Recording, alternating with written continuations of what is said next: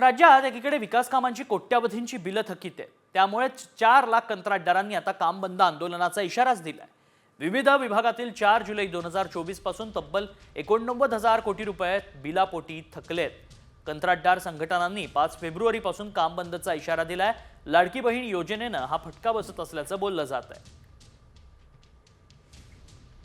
कोणत्या विभागात किती थकबाकी आहे ते जाणून घेऊयात ग्राफिक्सच्या माध्यमातून.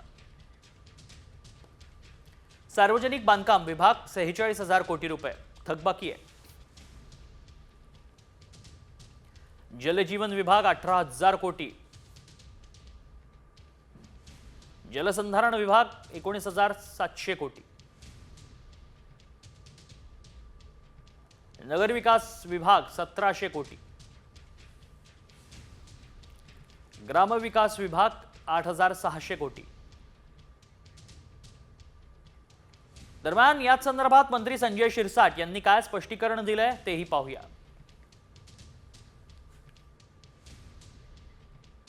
माझी लाडकी बहीण योजना असेल किंवा इतर योजना आहेत, त्याला निश्चितच जवळपास 60,000 कोटी रुपयाचा एक लोड सरकारवर आलेला आहे. आणि त्या मधल्या काळामध्ये कंत्राटदारांनी जे काही कामं केलेली आहेत त्यांची बिलं थकलेली आहेत हे नाकारता येत नाही. परंतु त्याच्यामुळे काम बंद होईल अशी कोणतीही परिस्थिती नाही. प्रत्येकाला आता बिलाचं वाटप सुद्धा करता येत आहे, करतायत सरकार.